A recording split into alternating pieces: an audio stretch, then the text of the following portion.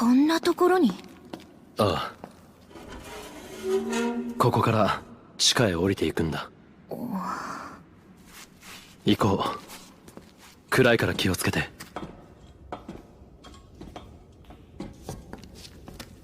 ここは旧万世橋駅。こんなところがあったなんて。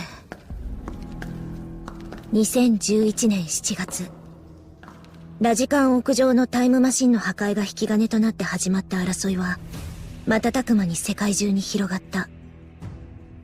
今でも第三次世界大戦がどうして始まったのか理解できている人間は世界でもわずかだろう。だがそんな理由によって始まった世界大戦により世界のありとあらゆるものが破壊された。中でも全ての始まりの地であった秋葉原は特に被害が大きかった。やがて世界は当初の戦いの理由さえも忘れ、ただただこの世の覇権を争うだけの戦いに没頭した。そうした中でタイムマシン理論に最も近いとされた岡部倫太郎をはじめとする未来ガジェット研究所の人たちの存在も忘れ去られていった。そして6年の歳月が経った今、争いの火はようやく落ち着きを見せつつあった。でもそれも表面上のこと。終戦に向けて樹立された新しい政府は混沌の収束を第一に掲げた。彼らにとっては新たな政府による支配が最も重要であり、それからはみ出す者は危険分子と判断され、その理念に反対する者を次々と粛清し始めたのだ。そんな中、世界は再び思い出した。新しく生まれつつある支配構造を覆してしまうほどの危険な理論。争いの引き金となったタイムマシン理論と、そしてその理論に最も近い人々を。岡部倫太郎とその仲間たちは再び世界から目をつけられる存在となりつつあった。そして私は。足元暗いから気をつけてくれ。それにしてもまさかこんなすぐ近くにこんなものを作っていたなんて。古くからあったものに手を加えたんだ。これからのことを考えれば今使っているベースじゃ手狭だからな。もっともそれができたのもフェイリスの力があってこそだが。すごいわね、彼女。若い頃から地元の名士として秋葉原の商工会を取り仕切っていただけのことはある。ただものじゃないとは思っていたけど。彼女には人を魅了する力があるからな。こっちだ。こっちの大きな道じゃないの？あれはダミーだ。万が一発見された時のためにこの地下道は複雑に作られている。だから順路はしっかり頭に入れておいてくれ。岡部さん、言っておくけど私は。そうか、見るだけという約束だったな。すまない。俺たちが巻き込んでしまったせいで。別にあなたたちだけのせいじゃないわ。いや、元はといえば俺がこの世界を選択したせいだ。後悔してるの？あなたも。岡部さん？ここだ。君に萌え萌え。バッキュンキュン。入れ。さあ。ここが。いらっしゃい。ご無沙汰だにゃ、マホにゃ。フェイリスさん、それに橋田さん、あなたずいぶん痩せたわね。ま、いろいろあったからね。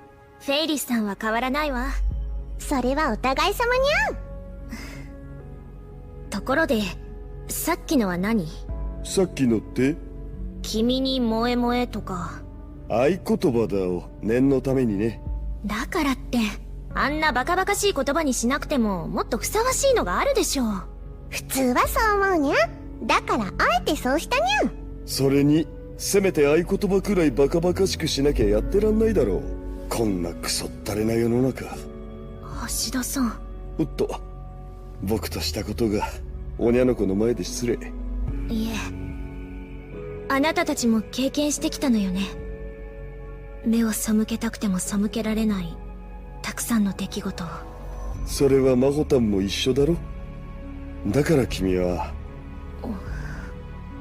ヒアジョーさん、こっちへ。何？見せたいものがある。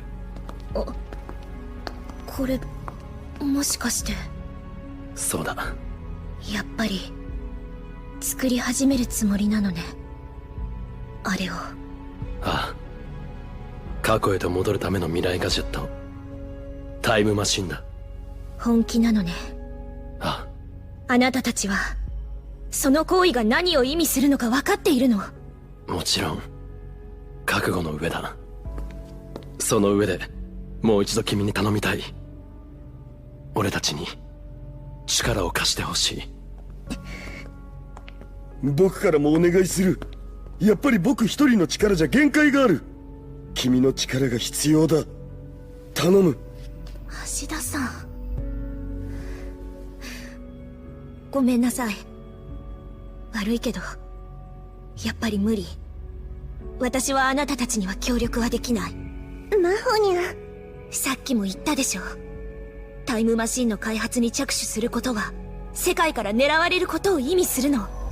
全世界を敵に回すことになるのよ。新しい政府はこれから生きている全ての人間の思想と行動を把握するために番号をあてがって監視体制を強化しようとしているわ。そんな中じゃ自らの存在を消してでもしまわない限り体制を脅かすような活動を行えるわけがない。はっきり言って無謀だわ。いえ、不可能と言ってもいい。マホタン。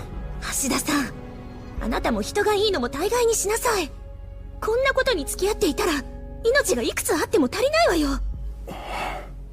それにあなた、奥さんがいるんでしょ？奥さんまで巻き込んでしまうことになるのよ。それでもいいの？あなたはいいとしても奥さんはどうなの？この計画に協力するということは今後外でまともな生活ができなくなるということよ。妻にはこの活動には関わらせず表の暮らしをさせるつもりだ。だったらなおさらやめるべきよ。あの戦争の最中、結婚式だって挙げられてないと聞いたわ。その上、下手をすればこれまで通り一緒に暮らせなくなるかもしれない。かわいそうだとは思わないの？彼女は理解してくれているよ。そんなのきっと本心じゃない。それでも僕はやるよ。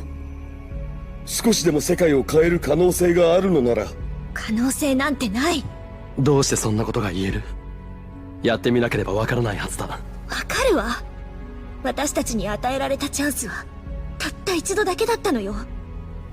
あの日、あの瞬間、たった一度きり。だけどあの時の私はそのチャンスを生かすことはできなかった。この手に掴むことができなかったの。そうやって君はこれまでずっと自分を責め続けてきたんだな。あの日から。でもそろそろその呪縛から解き放たれてもいいんじゃないのか。あなたにならわかるはずよ。あの時私がタイムリープマシンを動かせてさえいればこんな世の中にはならなかった。私にクリスより、いえ、せめてクリスと同じくらいの才能があればこんな世の中には。みんにゃ、喧嘩はやめようよ。みんにゃ、仲良くだよ。で、マユシーがここにいたらきっとそう言ったはずにゃ。椎名さん。まったく、せっかく久しぶりに会ったっていうのになんでこんな空気になるにゃ。仕方がないわ。今はそういう時代よ。あの頃みたいにただ気楽に笑ってなんていられない時代なの。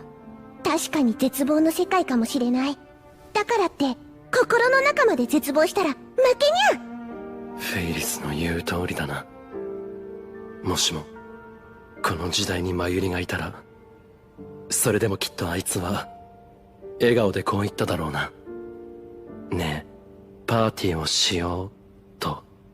パーティー。